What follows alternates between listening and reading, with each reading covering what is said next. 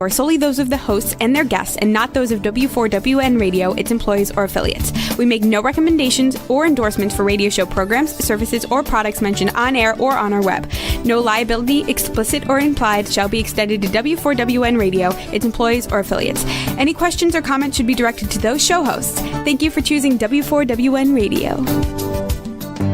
This is Beyond Confidence with your host, Divya Parekh. Do you want to live a more fulfilling life?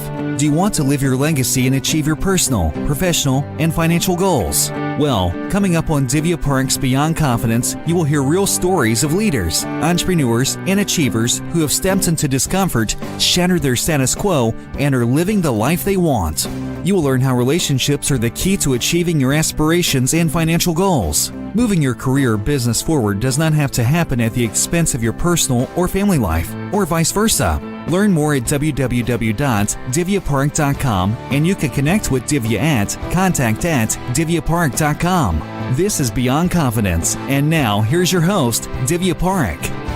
Hey, folks, this is Divya. Good morning, and it's Tuesday, that wonderful time when I love to be with you all together because I look forward to it. And I'm here to serve and support you. So I want to thank each and every one of you who have had a chance to get our books, especially the Entrepreneur's Garden and Expert to Influencer, because that can enrich your lives and give you the tools to live the lifestyle you deserve. And I also want to invite you to take 1 hour of your time every month. Think about it.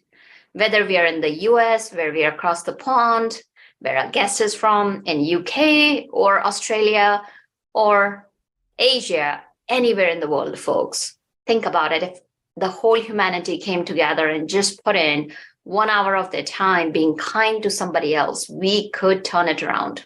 1 hour every month. Let's say even if 200 million people did that, it's 200 million hours, and what a difference we could make in people's lives.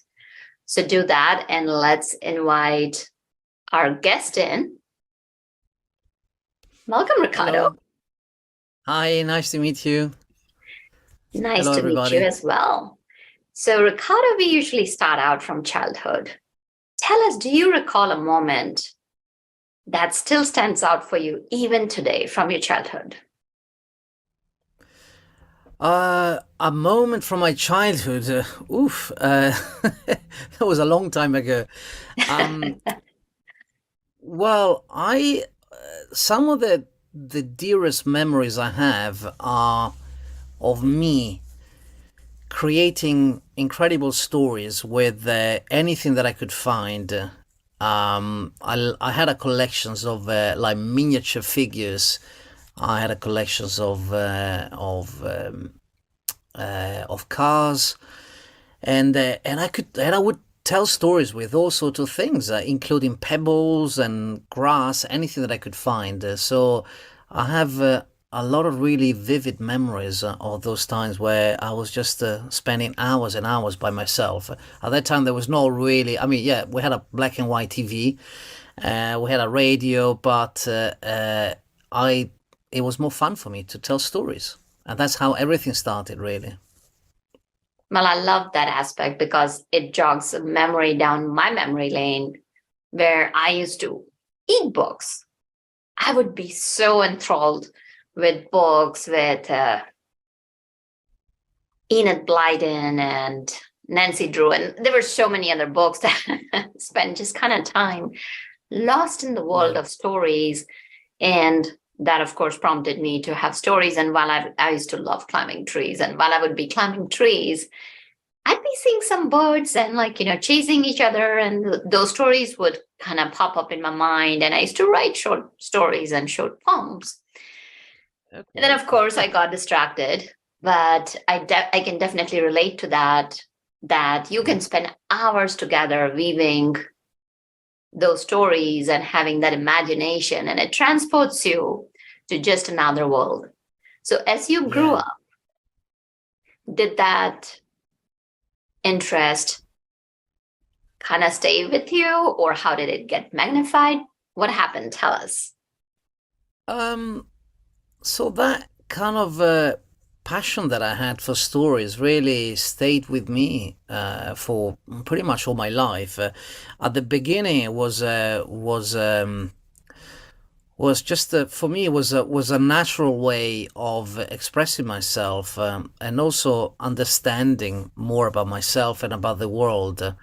So children use stories all the time to make sense of reality and to make sense of things. To Because stories are sequences of scenes. There's a narrative arc, and a lot of time in stories, you have different elements that come together. So building a story, it's a bit like a puzzle, really. Or and So in a way, at the beginning, my interest in stories was more like because it was fun. It was a way of entertaining myself. And then, of course, when you start also creating stories with other people, it becomes even more interesting. And then further down the line, I discovered new ways of telling stories, and I became more interested in telling stories through visuals and sounds. So I became quite interested in films, in photography, and other like visual ways of telling story. And that's how my passion for storytelling really developed over the years, and eventually became a job as well. And that's what I've been doing ever since, really. And for it's interesting because I feel very privileged as well, because it feels when I'm telling stories. I mean, of course, telling stories is just one element of my job. There's more than that. I need to sell myself. I need to meet clients and everything, which is also fun. But I'm not telling stories when I do that. But when I'm creating stories, it's not only is magical the creation of the stories, and also what is really magical is also the process of telling the stories. That's magical in itself, because when I'm creating those stories, it could be a film, could be a photo shoot, could be different ways of telling the stories using sounds and visuals. Like could be an installations, could be an interactive drama. I get transported on a different almost like a different planet. So I'm flowing. So I get really absorbed by my job to an extent that it's not a job anymore. It's a hobby, and it's a lot of fun. So I feel very privileged in considering my job a hobby, because it's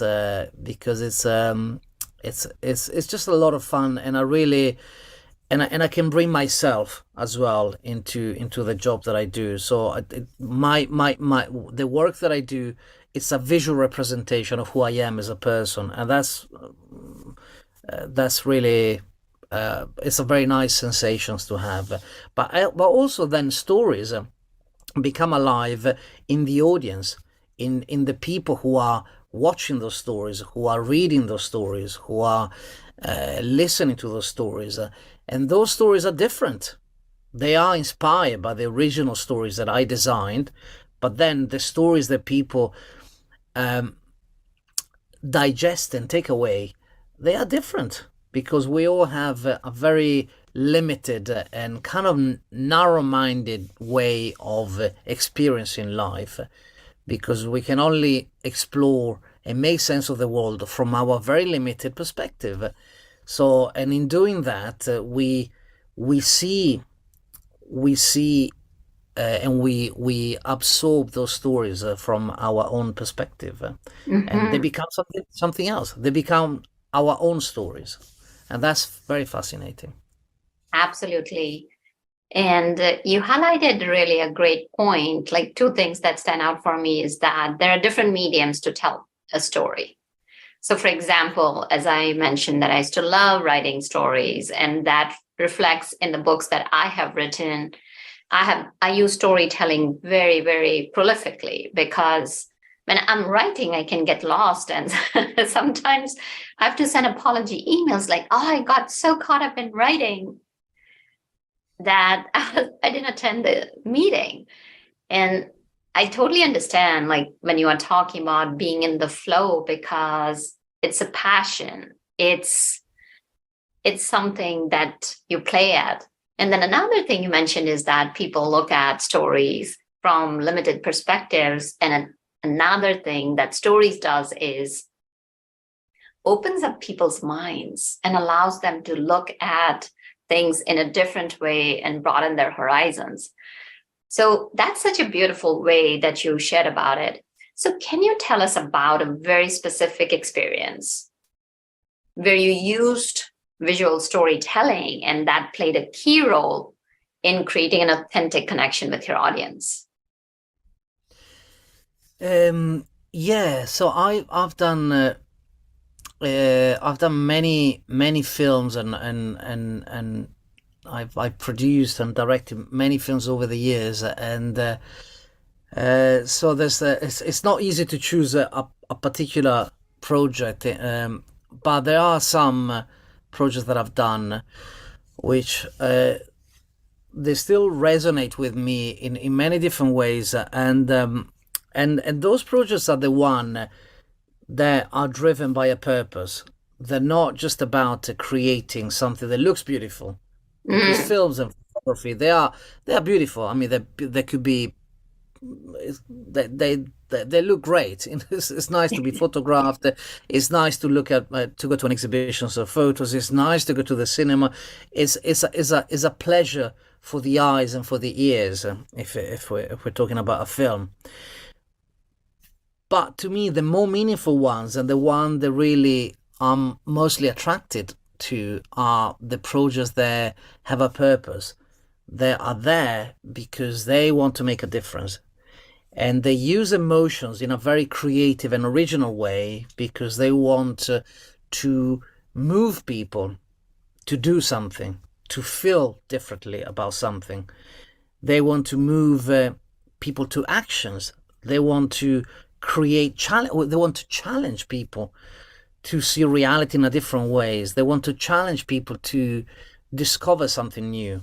They want to educate. So those are the stories that I'm more passionate about, because those are also the story that still talk to an audience for years to come. They don't just leave, breathe, and die in a matter of hours. Like the butterflies do. They're beautiful, but they don't live very long. So the ones that I'm more interested in are the films and the projects that they continue to talk to an audience for a long time. So closing this bracket, but I think it was important to understand the type of projects that I'm also most proud of are the one that they have a very long shelf life, as we say. So there's quite a few different ones, but I will probably pick one. Well, I wanted to talk about a different one, but I think I'll pick another one, which is an old project that I did years ago. It was a documentary. It was a documentary that I did in Italy, where I was born, and it was a project about cancer, but from a different perspective. It was about cancer, but not as a disease that kill people only, but also as an opportunity to really reframe your life from a different perspective. And we're going back to the power of films and stories to reframe your life and really kind of giving you a different, offering you a different opportunity to see reality and yourself in relation to reality in a different ways. So that project was a very, very powerful project that I did, because we were interviewing people who were diagnosed with cancer, different type of cancers, and a couple of them died during the production of the films. They were not at the screening of the film. But to me, what was really powerful about telling their stories, allowing them to have a voice in front of the camera, to really sharing the challenges that they went through, but also the victories, and how cancer in many different ways transformed their lives for the better, which it Mm. might sound a bit like an oxymoron, and uh, but it was incredibly powerful, really interviewing those people and following them for days and days, and really understanding from them how they took that, of course, as a tragic thing that happened to them, but also later, also they managed to transform it into that experience into something different and more meaningful, something that allow them to transform their lives. So that to me was a very powerful project that I did, and in a way, as a storyteller, when you tell those stories, you are also going through a transformation, and I changed a lot as well during that film. It was quite shocking in many ways. So it was a beautiful experience, but really not an easy one. It's hard to remain untouched in the presence of transformation, because what you shared was these are people who are seeing death, who are looking death in the eye, and then they are experiencing tremendous ups and downs, highs and lows. And when you are in their presence, it would, I would definitely agree with you, how it transformed your life. And I'm sure that it transformed the audience's lives as well. So if our listeners were interested to watch that documentary, where could they find it? It was commissioned by a charity and is in Italian, so it's not publicly available. I don't think so. Or maybe it is actually, because I did it like 10 years ago. But I know that and that's the beauty of that, is that they're still using it when they do conferences. They do show it on TV as well. So it's not something that you would find online, but but it had a distribution. I need to ask them, but yeah, but it's not publicly available. Also because it's dealing with really private stories as Right, well. So right. there's some issues in terms of like publicly sharing those stories with the world. So yeah. And that definitely makes sense, respecting people's privacy and their stories. Are there any works that we can find publicly? Yeah, well, my work is on different. People can find my work on social medias. My personal website is Mr. Sai, Mhm. Mister Sai, which is my surname, .uk, and there they can find my photos, my films, and then on my company social medias as well, the.storo on Instagram, Facebook, and on LinkedIn as well. I'm quite active, so I tell stories on social media. So I share my stories, and I share what I do and why I do it as well. So Oh, that's very powerful. So now, as you're creating different stories, and as you mentioned, you work with photographs and you work with creating videos and movies. So when you're doing that, how do you determine what visual elements to keep and what visual elements not to use? um, it depends on the type of project that I'm doing. So because it does really vary in terms of yeah, if we're talking about like for example, a personal branding photo shoots, if we're talking about an advertising film, a music video, so they're all very, very different, and the way you work on them is a bit different. I think one in general, what is very important to get clarity on is first of all why you're doing what you're doing, and that has to be very, very important. For example, when it comes to documentaries, for example, like the one that I mentioned before, you need to convince people that this film is worth it, because making a film or making any kind of a collaborative creative process, because that's basically what I do. I'm not a painter painting in my room. I'm working with other creators to create a stories. That's what I do. So which is it's a very collaborative process, the one that I use. But in a way, if you are leading the story, that narrative, you need to lead. So you need to know in which direction you want to go. So it's very, very important that people understand why you're doing it and for what reason. When it comes to documentaries, for example, you need to have almost like I would I would say a contract, but it's more like an agreement about explaining why you're doing what you're doing and what you're gonna do with those images and with those stories. So there's some ethical issues as well, and this is kind of looping back to what I was saying before about the documentary about cancer patients. It's very, very important that you create that relationship with the people, but also when it comes to advertising, for example. You start with a strategy. So why are you doing why you're creating that film? Why are you creating that narrative? So there's always a strategic element at the beginning of everything. Then there is the creation, the plan of what you want to do. So there's always a sort of a script writing type of process where you are starting to write the synopsis of the film. You might start with a storyline of the story, just a few lines, a log line, for example, what you're trying to do. Or if you're doing a photo shoot, you might start collecting some photos from other photographers. You might start looking at some locations. And then you start creating the visuals, like a sort of the visual patterns, the visual inspiration behind that visual narrative that you're creating. So then you might create a mood board, for example. And then there's the production of the project, so that's the shooting. In my case, most of the time is the shooting, or if you're not shooting but you're editing only or existing material, that's the production of the film.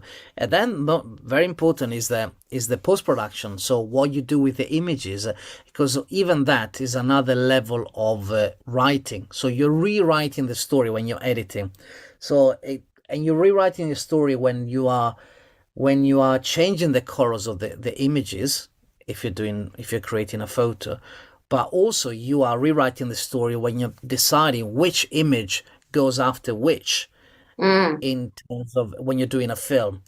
And switching those images or cutting those images 1 frame or 2 frames longer or shorter can completely change the meaning of the film. There has been some interesting scientific experiments in that sense, really, like having like a set. And when I went to film school, we did those kind of exercises where you have like a set of, like, let's say 10 shots. How many different ways you can tell the same stories, reassembling those shots. And that's very fascinating, because storytelling is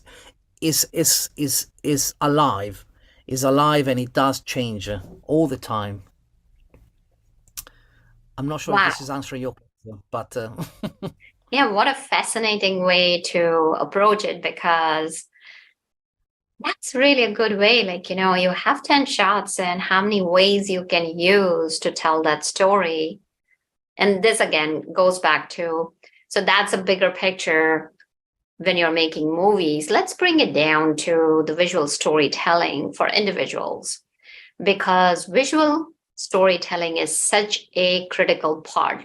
We are seeing on different platforms, whether it's Instagram or Facebook or YouTube Shorts, like Reels. As you're creating the Reels, as you're creating the stories, then there are those sliding posts. So when people are doing content creation, so the way I see it is, it's so important to be authentic. It's so important to understand who your audience is. And I really liked what you shared was that, why are you doing? It's not just to take spaghetti and throw it on the wall and see what sticks, versus what is your purpose? So bringing that why into it. So now let's say, and especially today, I'm not going to say that authenticity is a buzzword, because it may be, but the desire for authenticity is really, really high in today's world because of so many different things going on. So people are looking for authenticity. Now, on one hand, there's that need to be authentic. And on the other hand, there is that need to tell a compelling narrative. So how can you balance the two from an individual's perspective? So like even while you are creating your content, how do you balance those two out? And what advice would you have for individual entrepreneurs? I think there's a bit of a misconception about authenticity because yes, I agree with you, Divya, that authenticity is a bit of a buzzword. It's got its place, I think, and I think it is important to be authentic. But I think authentic, it doesn't mean cheap, because a lot of people they think their authenticity is about just grabbing a phone and taking a video and just shooting like a horrible video and sharing that on social media platforms or whatever. So that to them could be like, oh yeah, I've just created an authentic video of myself, and that's great because people can really see who I am, and without any filters. So I can see where they're coming from, but unfortunately, when it comes to using visuals to create to recreate reality or to create a new reality, it's more complex than that. I mean, of course, there are some incredible cameras these days, and even the phones are very, very powerful. But it's complicated to tell a story and to be authentic. So I think to me, authenticity is not about necessarily using like some cheap material and producing something that is kind of easy digested and easily shared on social media. So I think authenticity for me is it's about your values and how your values, your missions, your why, as you said before, is reflected into how you communicate yourself to the outside world. So, and I think the balance is very tricky because, as I said, not necessarily doing like a video with your phone means that you create an authentic film, in this case, or an authentic photos, but also the other way around. If you're creating something like a piece of visual storytelling using some incredible cameras, lights in a studio, all the assistants of the earth helping you to create something that is super glossy, super beautiful, amazing soundtrack. That's the other extreme. so where is authenticity? I think is authenticity to me it's about capturing really the essence of who you are as a brand, of who you are as an entrepreneur. And also, I think one of the challenges really to be original as well, because there's and I think there's also some ethical issues in that sense, because there's a lot of images out there, there's a lot of stories. So every time I create a new stories, or an entrepreneur is creating a new stories, or some new visuals to share on social medias, you should really asking yourself, does the world need another story like that? Does the world need an image like that? Is it really adding value? Is it really changing the narrative, or is it just a pretty picture or a horrible video? So I think the challenge for me is really like finding new ways and more meaningful ways to tell stories, so that you can have the bigger impact as well. And the type of stories which I think are more interesting are not necessarily the stories telling your brand stories or the story of you as an entrepreneur, but they could be different. So, I mean, there's so many interesting examples of, like, for example, charities collaborating with brands and co-creating stories that can benefit both the brands because they reflect the values of the brands, but also helping the charity because they raise awareness about what they do.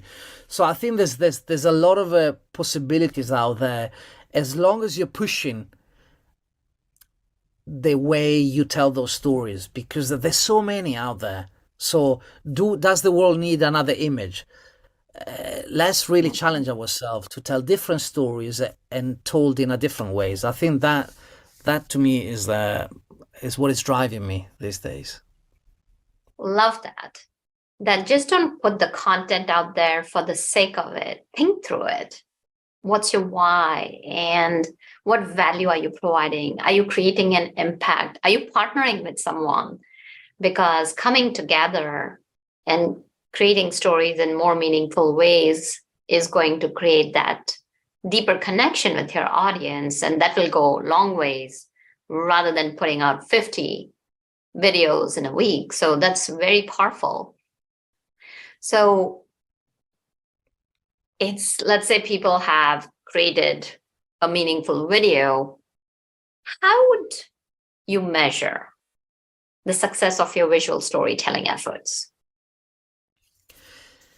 Well, I think there's different ways you can measure it, and again, it really depends on what you are doing. If it's like a video, for example, that you're doing for social medias, you can look at some of the metrics, for example, how many times they've been shared, some how many times it's been viewed.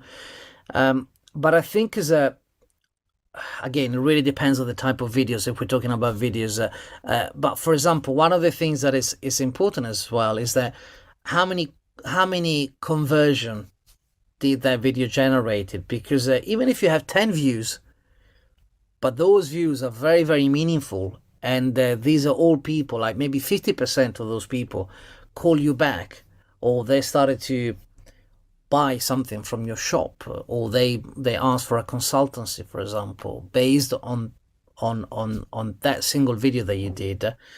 That's already a success. So I think the narrative has changed a little bit. So it used to be that if you have millions of views when it comes to videos, that's a great success. Now it's a bit different. So I think it's really about who is watching those videos. Again, we're talking about videos in this case, but could be something else as well.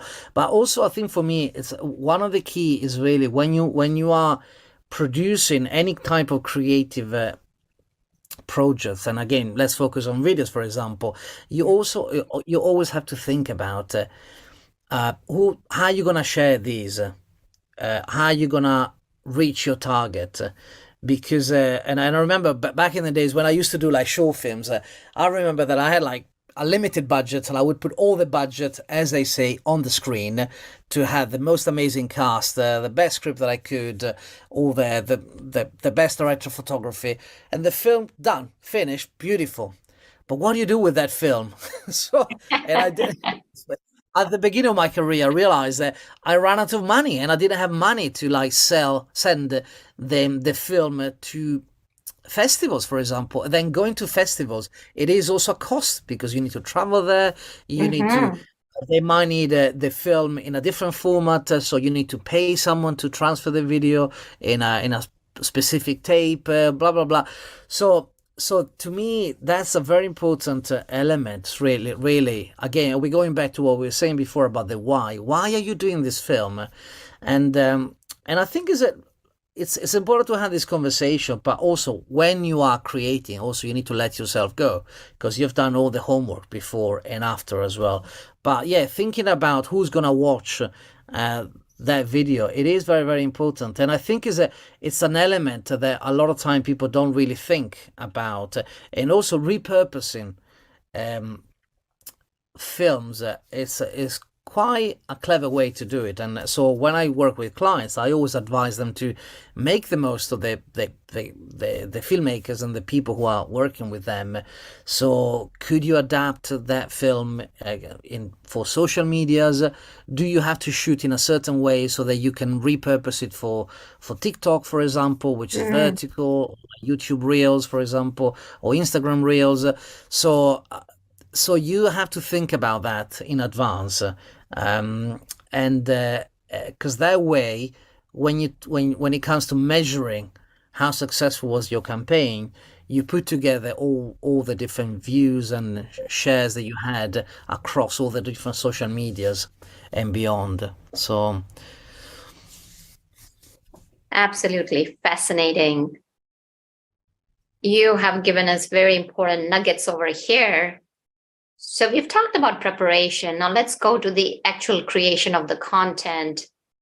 Can you share a certain framework or certain elements that people need to focus on as they are building their storylines? Well, there's different type of stories that you can tell. So, and again, it really depends if we're talking about films, photography, or other visual ways of building narratives. Again, for convenience, let's talk about videos, for example. And again, there's so many type of videos that you need to think about. Um, one element that I would say it is important, as I was saying before, you need to start with the why you're doing what you're doing. The scripting is very, very important, but not necessarily scripting means writing everything on paper. And that's one of the mistakes that a lot of people do. They want to write, say, for example, they're organizing an interview, for example, they want to write everything.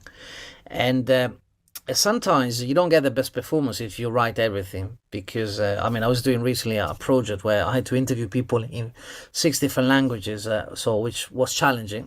Luckily I can speak 3-4 different languages, so but I couldn't speak some of the other languages, but it's you have to think about the fact that people, when they're in front of the camera, they will freeze.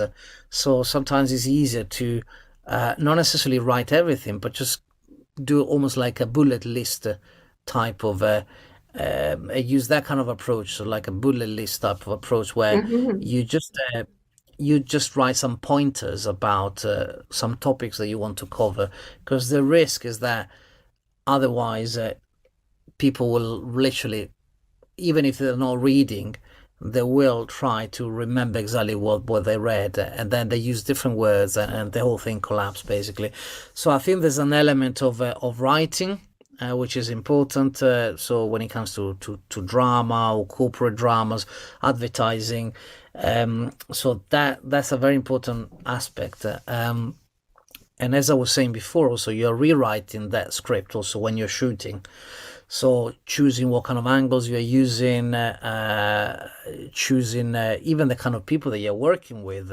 In a way, it's a bit like choosing a different color to paint the painting. So choosing the collaborators, it's an important part of the writing process. So you are really writing your narrative, or the narrative of that project, with the people that are working with you, because as I was saying before, this is a very collaborative process. So yeah, so choosing the right crew, the right cast, who's going to be in front of the camera, and where you're going to shoot. The location is very important because that's is a character in itself. It could be just a blank wall, it could be outside. Also choosing the type of equipment that you're using. In a way, you are making choices about the type of stories that you want to tell and how you want to tell that stories. What kind of framing? So if you're shooting really tight shots, Sergio Leone type of style, or you're shooting very wide shot, you can do like a very like an interview, for example, with a person. That person is very, very small in the screen. So that ways of telling a story is different than doing like a traditional close-up type of interview, for example. So yeah, so it's complicated to tell stories. So that's why collaborating with people who know how to tell stories, I think, is the best choice you can make, or learn how to tell the stories in a way. It's quite important, I think, these days. Definitely, especially if you're working with someone who has walked before and knows the details. That always goes a long way. And as you mentioned, there's so many different elements that are involved. So if we were to kind of, as we are getting close to the end of the show, if you had 2 to 3 pointers for brands and businesses, what would you tell them? How they can go about using visual storytelling to form meaningful connections with their audience? I think for me, what is very important is to really think about the emotions behind the campaign and anything that you're really producing, because in many ways creating a pretty photo. I mean, now also with the artificial intelligence, you just write a few prompts and you have a beautiful image. So creating pretty pictures is easy. I wouldn't say everybody can do it, but it's very easy to do that. But creating images and stories that work for your brands, like really resonate with your brand, is important. And I think an element that a lot of people don't consider enough is really the emotions behind. So a lot of people, a lot of brands are also worried of like shocking people, inspiring people through emotions, or like really moving people emotionally, in a good or in a bad way. That doesn't have to be that. That doesn't mean that we need to tell more horror stories, but it could be a beautiful story, it could be a comedy, but it really like think about that the emotions are the quickest route to the heart of the people that you want to communicate with. So, and I think a lot of brands, a lot of companies, they don't know how to handle those emotions, because emotions are they're so volatile, and they people are scared of feelings sometimes. But at the same time, I think is we need to use them. We need to learn how to use them. So yeah, my takeaway would be there to create more meaningful and emotional visual stories. It could be through photos, could be through moving pictures, or even podcast. I would say the other takeaway is also like to dare to be different as well, because other people have been doing those type of films or those type of photography. Doesn't mean that you have to do the same. If it works for them, it doesn't mean that it works for you. And if you feel like you want to produce a film in a very unusual scenario or location, why not? If that kind of works with your brand, with your values, why not? It's I think is a yeah. So dare to be different. I think that's really important. We talked already about authenticity. That's also very, very important. And I think is a customers are looking for entrepreneurs and for brands that really are there to build values, who are of course interested in profit, but who are there to create change and to have a positive impact on their lives, as well as the rest of the society and the planet as well. So I do believe the more interesting brands are the ones that are already telling their stories in that way, and who are really using storytelling to transform their inner narrative in many ways, their purpose, why they're doing what they're doing. I mean, Patagonia is one of the best examples, of course. But that way, you are an authentic brand, I think. That way, you really connect with the people, because people's values and the brand values, they align in that way. So, yeah, so really think about what are your values, and are your values aligned with your audience, and are your visuals telling that story, or are they just because they look beautiful and they show your products in a fancy way? Because that really anyone can do it. So yeah, I don't know, there's more, but is that enough, or you want more? Oh, love that. And dare to be different, align your values with your audience's values, be authentic, and tell the story.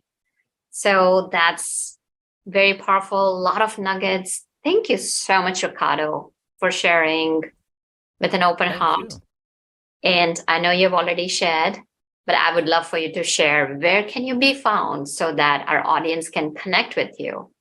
And folks, I'm sure Like I have observed today, Riccardo is a master at visual storytelling. If you're looking to create that wonderful narrative, connect with him. So where can they find you? Thank you, Divya. It was a real pleasure to be here. So thank you so much. People can find me on LinkedIn as Riccardo Sai with double C. I'm quite active on LinkedIn. They can find my visual storytelling agency details on my website, soon to be live, not yet live. So at the moment, they can only find me on Instagram, Facebook, and on LinkedIn as well. As my agency is called Storo, and the handles are the.storo. And I also have my own podcast and everything, so that people can listen to my conversations about storytelling's purpose and values and images with other people as well. I'll be very happy to collaborate with any brands who are interested in creating visuals in a different way. Agencies who are looking to disrupt and create a different type of narratives. I'm also part of a sustainability collective, so together we work with companies and brands who are looking to communicate sustainability in a different way. So we help them with a range of services, from branding to marketing through contents and storytelling and sustainability, of course. If any of these resonates with you, just get in touch with me. Let's have a chat. I work remotely or in person as well. So thank you so much. Well, thank you for joining us, Riccardo. It was a pleasure. And thank you, listeners, for joining us, because without you, the show would not be possible. You are the life, blood of our show. So please reach out to us, as you always reach out. I'm so thankful to you for reaching out to me and sharing what kind of stories you would like to learn, how we can support you, how we can serve you so that you can live the life you want and that you deserve. So also thank you, Juan, for making this show technically possible. Be well and take care until next time. Thank you for being part of Beyond Confidence with your host, Divya Parekh. We hope you have learned more about how to start living the life you want. Each week on Beyond Confidence, you hear stories of real people who have experienced growth by overcoming their fears and building meaningful relationships. During Beyond Confidence, Divya Parekh shares what happened to her when she stepped out of her comfort zone to work directly with people across the globe. She not only coaches people how to form heart connections, but also transform relationships to mutually beneficial partnerships as they strive to live the life they want. If you are ready to live the life you want and leverage your strengths, learn more at www.divyaparekh.com. And you can connect with Divya at contact@divyaparekh.com. We look forward to you joining us next week.